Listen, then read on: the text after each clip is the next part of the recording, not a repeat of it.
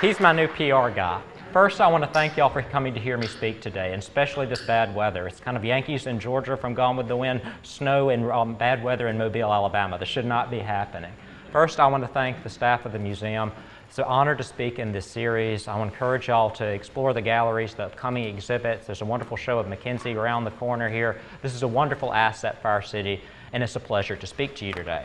I was given instructions how to work this thing earlier, but we'll give it a little quick check here. Sure.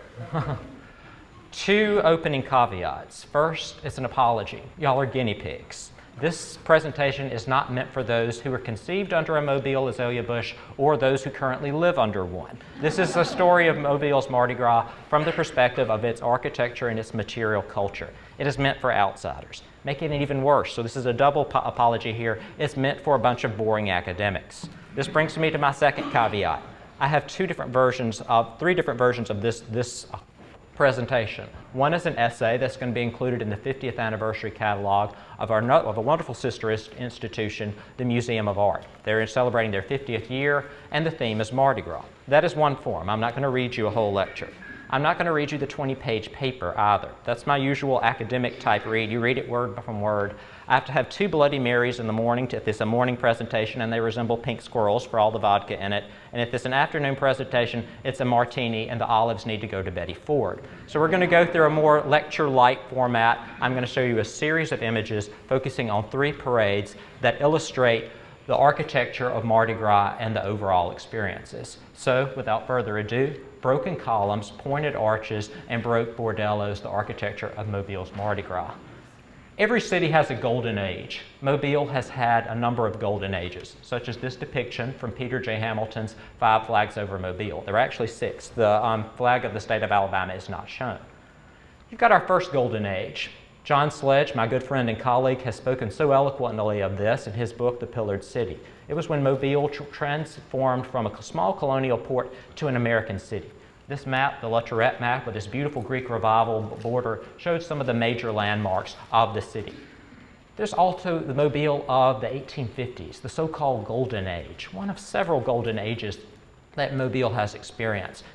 Mobile was called the Paris of the South. It's beautifully interpreted here in the galleries of the museum. You've also got the Mobile of the fin de siècle, the turn of the century, which I interpret from around 1900 to 1930. Like today, that period had a wonderful past to look back to mythologize, but also a very optimistic future to look forward to. We've also got, interestingly enough, another golden age. You might not expect to hear a preservationist talking about the 1950s and 60s when so much of our downtown was demolished. You have some great major landmarks in terms of achievements the city made, as well as landmark buildings constructed. You can see the Waterman Tower from over there. Some really great monuments were done. What ties all of these golden ages together? That is Mobile's greatest living tradition, and it is Mardi Gras. And it has a very large architectural component too, being that the floats that you look upon, the buildings you stand upon, and the places that you go to before, during, and after. So let's dive into the experience here. I'm going to give you a brief history, very dumbed down version of the history of Mardi Gras and how it relates to the settlement of the city. So you have a context for these 3 floats. You have the settlement of Mobile, or what would be Mobile, Alabama in 1702 at 27 Mile Bluff. You have a couple hundred sailors in the woods and the swamps. No women, not much alcohol. This is a bad scenario. They moved it 27 miles down to the water, ostensibly for military reasons, but those guys didn't need to be in a swamp. This was not a posh hunting lodge in any way whatsoever. This is a schematic rendering showing what that fort was like. You've got it moved eventually to the settlement here in Mobile. This is not a view of Mobile, it's a view of the new settlement at Biloxi, but it gives you an idea of the type of buildings that were being built. You've got a post and beam timber frame building of Norman extraction there. You've got tents, you've got wattle and daub houses. One point I want to make on this is that you've got ephemeral architecture, and that's what the architecture of Mardi Gras is. It's there for a moment, physically, but it lasts in people's mind, especially their memories. Got here, I'm going to show a series of views of once those guys finally got out of that awful swamp and landed into our present day site. You've got here the early French fort here after its second reconstruction. Another view here. See that little dock there? We're moving from a military garrison tier to a first step toward being a center of trade, where you can find every single good that could have been found in Aladdin's cave. That's the beginning of it. You've got roads going off into the periphery here, showing Mobile's connection to the rest of Mobile County and ultimately to the river through the whole of the state. You've got here the 1824 Godwin and Hare map. I love this building. Maps are so wonderful. They can tell you a lot about old buildings, land ownerships, the distribution of things. And this is where I'm going to segue into a little more deeper into our exploration here. You've got two vignettes from that 1824 map. You've got a booming harbor right there. Look at all those tall masted ships. You've also got a view of the swamp here, view of the water. These boats are going to be eventually moving into the city itself and taking the form of floats. Again, what ties all of these periods together and will continue to tie us together is the living tradition of Mardi Gras. It is the experience of watching a parade from a balcony, from a high-rise, on the street, and seeing this once a yearly event that really does condition all of the seasons throughout the year. The first parading Mardi Gras organization in Mobile was founded in 1831. It was the Cowbellian Durakins. You had a couple of guys who were having a good time at a bar on Royal Street. They have a little too much sauce that evening, and they pass a good friend's hardware store. They grab everything they can find within it, within easy reach, some rakes, some cowbells, and they go and visit the most important person in town, the mayor. The mayor had a good sense of humor. Next year, they remembered they did this, and they formalized it a little bit. They eventually are established, and they were the oldest parading organization. As with any organization, it gets kind of cliquish, so then one formed a decade or two later, or excuse me, 1 decade later in 1842 was the Strikers. These are the younger brothers, maybe a son or two of those older established members. Their emblem is the goat there. We have, with the Civil War, as with what happened in World War II, Mardi Gras parades and the balls were canceled for a period. After the Civil War, we have Joe Kane reestablishing our Mardi Gras traditions, a very interesting get-up here. But he's not the only one. We have here Mr. Harry Pillins Sr. He was instrumental in the establishment of our oldest existing parading organization and the subject of 2 of the parade tableaus that I'll be showing you today, that being the double OMs. So let's commence our discovery. So we have here broken columns, pointed arches. This is from an IM series, and our bawdy bordellos there. So let's dive in there. These are the views of the overall broadsheets. These would have been advertising. They would have been on trains, because this was really a big booster event for Mobile starting in the 1870s on, and I'll explore that a little bit.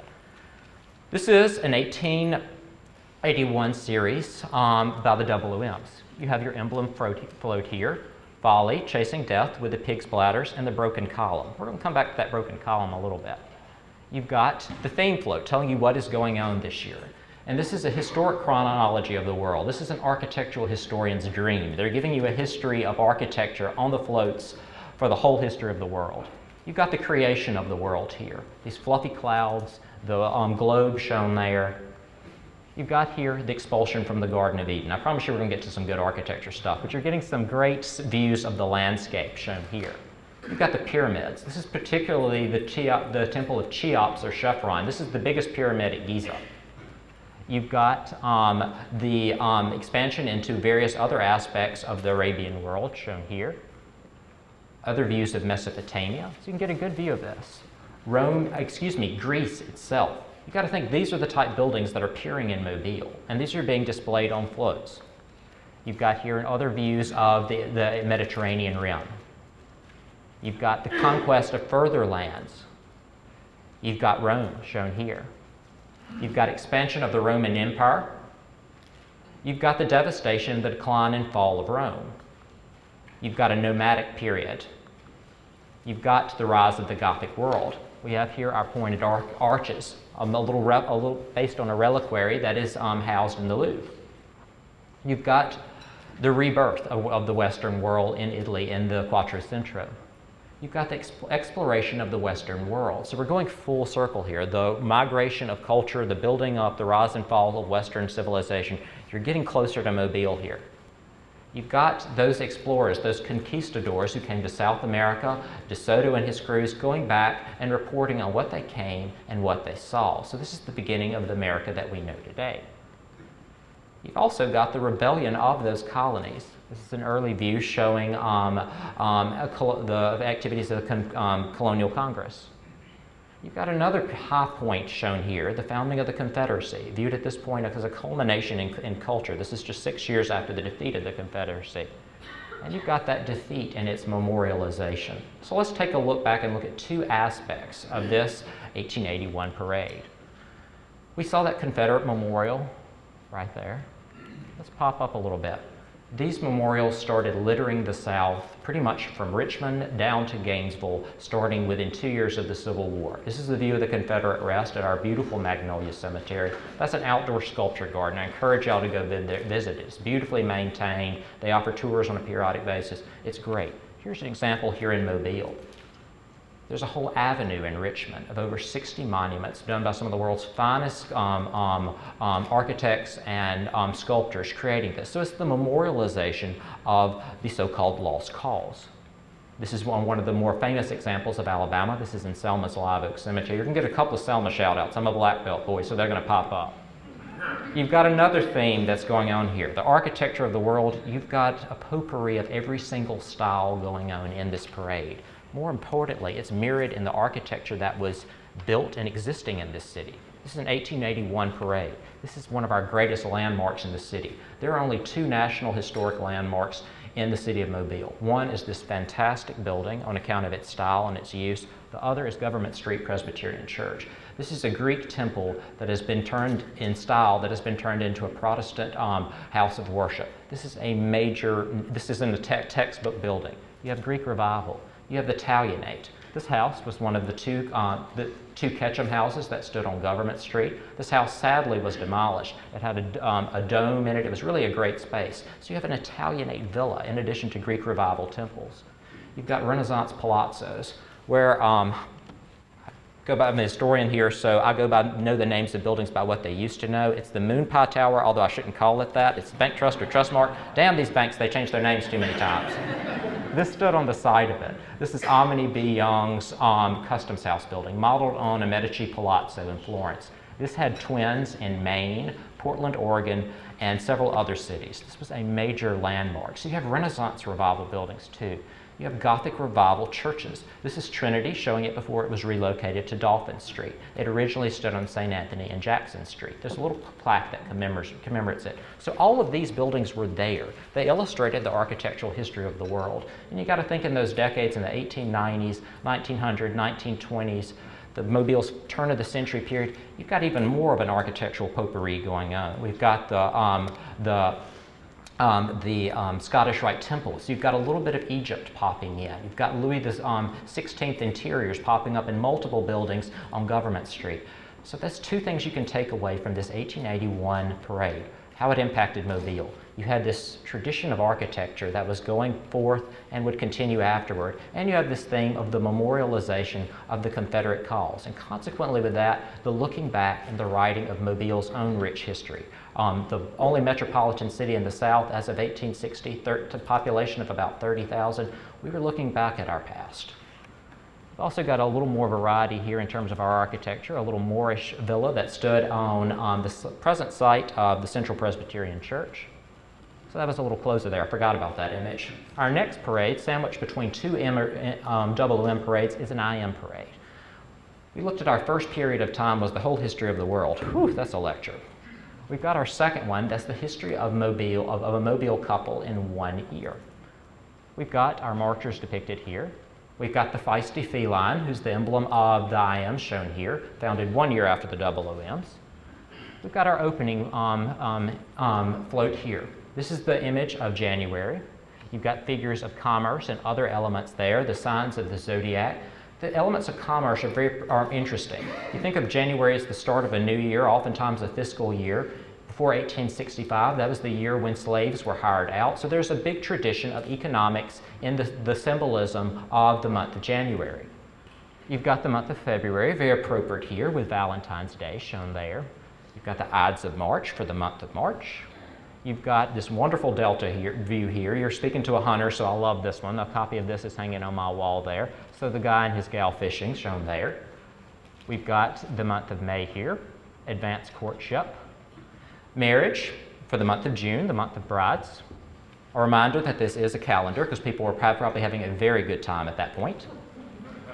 We're moving on into the summer here.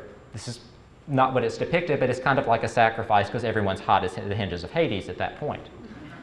The return to town after decamping across the bay or up country. The big month of September here. Look what the god is being offered and given back in gold. It is cotton. Cotton is what made Mobile. First it was cotton, naval goods, trade with South America. We might not know it, but we were the main port of call of Cuba. But cotton was the first major cash crop that really put Mobile on the map. So it's very appropriate that it should be depicted during this time. You've got also the couple having a very good time from the results of selling their cotton shown here, showing him as if they were depicted in Madame Bricanier fashion. You've got here, appropriate for November, them gouging themselves at a holiday feast, and then Santa Claus coming to town. So what can we extrapolate from this parade? You get the wonderful examples of exploring the region, be that the Delta. I mean, this is truly America's only example of equivalent of a natural region to the Amazon. And the Delta, through its first settlement in 27 Mile Bluff, thank God they moved it down here, through the traditions we have today of going up into that region, whether it be kayaking, hunting. I encourage you to experience that. 3 years ago, I had my first experience of going from Nanahaga Bluff down to Mobile, and I stopped counting at 60 flags. I had been into a six-pack at that point, so I could have lost a little counting, but it really does show the energy and the dynamism of our port. It is amazing what is going out there. If you attend a Mardi Gras ball or any event at the convention center in the evening, take a look out those windows. It's an amazing, with all the lights, all the movement, all the energy, and it was and is Mobile. So you've got the Delta. You've also got across the bay. I love this view of one of the paddle steamers that carry people back and forth across the bay. This is before the building of the Cochrane Bridge, before the building of the Bankhead Tunnel, which did so much to change our architecture and landscape. These early commuters allow people to spend part of their summer season away. People tried to escape the heat. They go across to Battles Wharf, Montrose, go up to the Alabama and Tombigbee rivers just to find a shady, cool place to go. You've got here a view of those. And appropriate for our month of February, a young couple that's shown there. They did later get married. You've got here our final float. This is a fun one. This is one of my personal favorites. It's an 1880s parade by the OOMs. You've got our Folly and Death shown here. You've got the announcement of what it is about. It is the adventures of Baron Munchausen. Baron Munchausen was one of the characters of a Baron Grimm story, and he was pretty much a Tom Jones type character. He had a very good time in one day. Let's explore his good time here. Another little emblem float. We have him starting out his day, which is pretty much where he collapsed from the night before. We have him doing a little bit of hunting, a little bonding there. We have him enjoying a good lunch. Keep this in mind. This is straight out of Hogarth's Rates Progress. He's writing on the table, and some of those ladies are of dubious company. We have him making his way back from the lunch. We have him going for a little early afternoon nocturnal amusement. This is our Baldy Baroque Bordello. This is more Hindu inspired, but Baroque Bordello sounded much better than Hindu harem, so I went with that one. We have our young Baron falling asleep, and we have a series of dreams that are going on in his mind right here. The island of Big Fish, a polar scene. He's going all over in his mind. This is pretty much a young man who has collapsed and dreaming his day away. Cheese Island, the big gun, so he's getting a little bit more cohesive here, and ultimately waking up. What does this tell us? This gives you a good idea of the people who were designing these early flows. The OOMs were known in early publications for doing very erudite themes taken from art, from classical mythology, from the popular literature of the day, so Sir Walter Scott.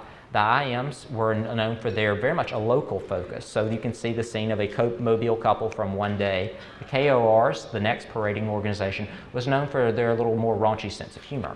But you can see this same thing in the OOM parades. This is this view from Hogarth's The Rake's Progress series. This is a painting. Those paintings are in the National Gallery of London. Prints were made of this paint and etchings were made right after their completion in the 18th century. They were found in Mobile drawing rooms. These would have been known to people. You've got here our young Lord Tom. He's just inherited a boatload of money. He has started to spend that money. He continues to spend that money and ultimately ends up in an insane asylum. This is that type of theme and literature that influenced one of those early parades. So we've looked at 3 parade series, both of them examining portions of time. The chronology of the world, very architectural. The life of a Mobile couple in 1 year, both architecture, but also the rhythms of the season and the economics of Mobile. And the final one on the activities of one man and his dream throughout a day. So this is the defining characteristic of Mardi Gras. It's an experiential thing, a living tradition that is forever changing, but always having recurring themes. I mentioned that it's not just the floats, it's where you stand and where you look at them, the people around you. It is very much an experiential material culture component. If you take anything away from it from today's presentation, take that. It's not just the parade itself, it's going to the ball. Sometimes the ball was actually a literal float. This is at the Banana Docks in 1934. You've got the people who are writing about Mardi Gras. I mentioned that earlier that it was very much a booster event for the city. This man helped to define what the Mardi Gras that we know in today. He was a founder of the Mobile Carnival Association. South Carolinian born named Thomas Cooper de Leon. He moved to Mobile after the Civil War, was involved in many economic concerns, but was one of the founders of the Mobile Carnival Association. He did a little booster press called Creole Carnivals. He explained to the world what carnival was and how it arrived in the South, particularly in Mobile and New Orleans. And he talked about its economic impact on the city itself, how it impacted Mobilians and visitors throughout the year. He spoke of all the cities that were mimicking it, even small town Selma, Alabama. Second black belt reference, I warned you. Cincinnati, even New York. Mr. De Leon mentions that he was called up there being consulted how to implement that in the Big Apple. You've got also other people who are involved. Who are designing these things? You've got committees within the organizations. You've got the early floats being constructed actually in Paris. Later it'd be just the materials. Many of these designers worked at places like the Mobile Theater here. So they were institutions in people's daily cultural lives. You've got other people who specialize in the design of Mardi Gras pieces. This is the only picture I could find of him. It's just awful. It's Edmond Dessel. He did 50 years of Mardi Gras invitations, designs of all sorts for the OOMs and some for the IMs. You have a rendering he did here. I want you to check out on the way downstairs this beautiful view of the balconies. So one of the most architectural experiences you can have of watching a parade from a balcony.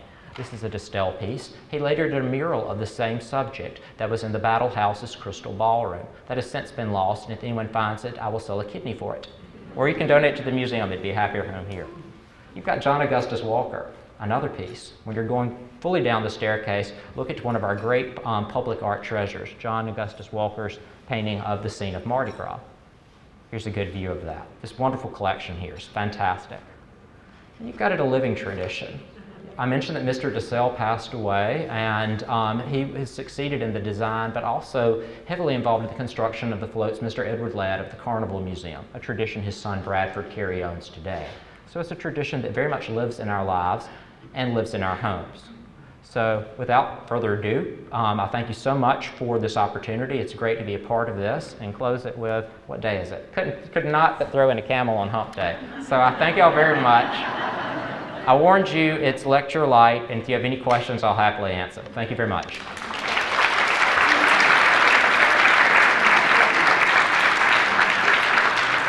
Any questions? And if I don't know the answer, I will make it up. Yes, sir.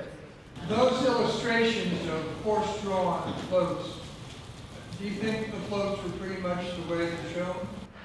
I think you would not have had as many horses like in some of the lead-ins as with the martial element in the IM ones, but they definitely would have had up for at least 4, no less than 2 horses or mules pulling them. Most often they would have been mules, because it wouldn't have been something you would have wanted to use a nice thoroughbred pulling one of these, especially with the activity going on in the streets. The early accounts record a goodly number of people. So the masses who come to see Mardi Gras today, there's precedent for it. All of these illustrations were used as broadsides for advertising it. So these little segments shown here, the larger illustrations that I showed you earlier, these are illustrating things that would have been on trains. They would have been in public buildings in major cities. They were recording what was happening, and you would have had at least no less than 2, most likely 4, pulling these heavy floats. There was a lot more to paper mache, and you had gentlemen own them, so they would have required the horsepower, so to speak. So those floats in the pictures, do you think they were pretty much as shown, the floats? I think so. The early accounts are very, very specific, particularly from the 1870s, 80s, and 90s. They go into in depth of describing the scenes, the components used in them, and Mr. De Leon in his writings, both for the Mobile Register and in the little booklet, Mobile Carnivals, describes the components that went into this. So they are very much like references to what was going on. These guys who were doing these renderings would have been coordinated with the designers and the constructors at that point. And so many of them were involved with the theater scene here, which was thriving. You had visitors later on including Oscar Wilde, Sarah Bernhardt. So we had a thriving theater culture here in terms of designers and actors that would have designed this. They would have coordinated with the illustrators, the lithograph people. They would have been exacting likenesses, or very close to. So in 1881, how many floats would there have been? How many days was Mardi Gras? Mardi Gras was a little more restricted then. You had events like today. You had the Cabellian Durakins. They had their parade around New Year's, as did the Strikers. You had, coming into Mardi Gras itself, the true carnival season, you really would have only had it starting on Friday and ending it on Fat Tuesday. It would have been a much more smaller group series of parades and mystic organizations. Any other questions? Y'all are making it easy for me. So how many floats? Okay, I didn't get to that one. You have too many questions. Oftentimes, all three of these had 12 floats. Have not looked into it, never thought about it. Good question. What was the symbolism with the number 12? But all of these had 12. Were there more than one parade route at that time? They varied. And the present route, I'm not sure how many decades it's been in place, but from people I've spoken to, it's been here a while, what they've established, but it was essentially, it changed several times over the 19th century. You had a lot of changes come about with the building of the Bankhead Tunnel, the succession of events during the World War II, so it changed the route and the dynamics as the city changed. It has truly had to change to reflect how Mobile has grown, how our city landscape, both cultural and geographical, has changed. So it has changed over the years. Yes, sir? It appears that many of those parades took place during the daylight hours. Yes. Do you have any idea when the nighttime parades started here in Mobile? Some of them started in the 19th century. I mean, you've got the Cabellian Durakins, their informal impromptu parade was in the early morning hours, so it was very dark. So I think the early ones were in the evening hours. Your ones closer to the actual Fat Tuesday itself would have been during the daylight hours or just right after nightfall. The various themes that are depicted, who chooses those? How is that determined? The societies put together and say, this is the theme for the year? I can speak to previous accounts. I'm not involved in any of these organizations, and people have been very nice in sharing me information, but I mean, there are committees involved. I mentioned Mr. Harry Pillins, the designer of the original 00 emblem, which Folly and Death with the broken column. He was one of 5 gentlemen. He was the drafts person. Another gentleman by the name of Laurendine came up with the overall concept. So it's kind of a give and take collaborative effort as involved with any group. It's partly herding cats, I would think, but it ends up with a wonderful show each year. I've been played a number of years, and I know what the throws are like now. What do you think they threw back then? That's something I never thought about it. I certainly know it was not a moon pie. So. Glass beads. Thank you, Chuck. Glass beads. Don't tell that to Casey Calloway. What did you say? Glass beads. Well, I've been to the museum, but I still don't have a feeling of what's one seeing and hearing in 1881 as this parade goes down the street. Who's doing what? What are you hearing? What are You would have had a similar experience to what you have today. That's why I really stress the balconies, particularly Royal Street and Dolphin Street were lined with what earlier scholars have called cast iron lace. You had these balconies with people on them. You had people on the street.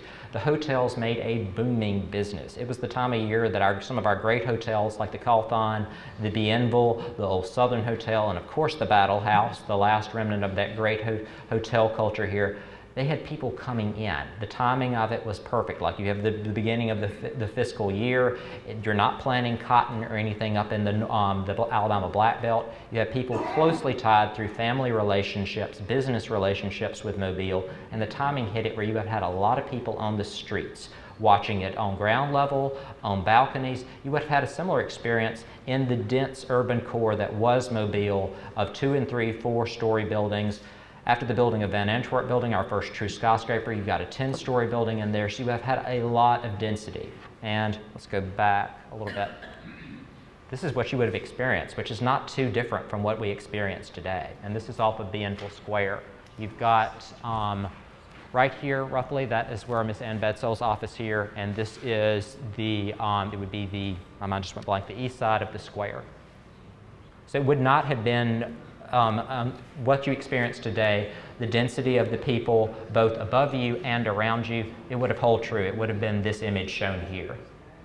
Were there any musicians or entertainers involved? Yes. You hear those in the accounts of just impromptu performances. I'm not sure about there were any performers on the floats. Given that there were some guys who had been in their cups, you really would have had a good show, but I'm not sure about actual musicians on floats, but you definitely would have had impromptu things. Really accounts go in, if you read the police records at that time, they're hilarious of what's going on in these bar rooms.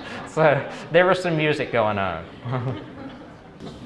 You had just mentioned the police records. What other kind of documents or records? The historical record in the Mobile Register of the time is amazing. Those are available at microfilm at the local history and genealogy. It is right next to the Distinguished Young Women's Building.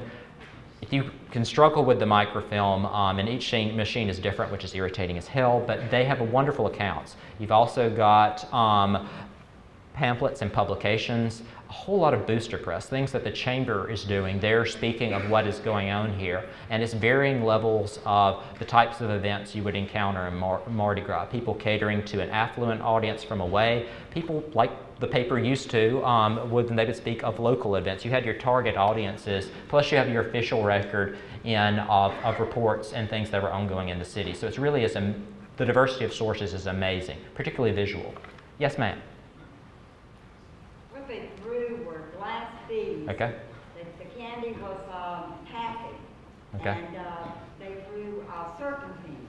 Okay. And at the time when I was young, we could throw confetti. They sold confetti and we threw that. But then it was outlawed because the sewage system was getting clogged up with all the paper in it. But for a while there, we had serpentine, we had confetti, they threw glass beads. I know my father one time went to like a private diner, and he asked the manager there, he said, "Do you have any jewelry that you want to get rid of and sell?" And he said, "Yeah, I got a bunch of it here." He gave us, "I'll buy it all." So he bought it all for a low price, and he threw it. I still have some of that jewelry because it was really nice, but he threw that. And then they went to peanuts. Okay. They threw roasted peanuts in bags. So there was a lot of different things that they threw, but as the years progressed, they got more modern. They threw bombs, and then those were out. And then stuffed animals, things like that. Cracker Jacks, definitely. I don't know about those glass beads. They might hurt. Thank you. Yes.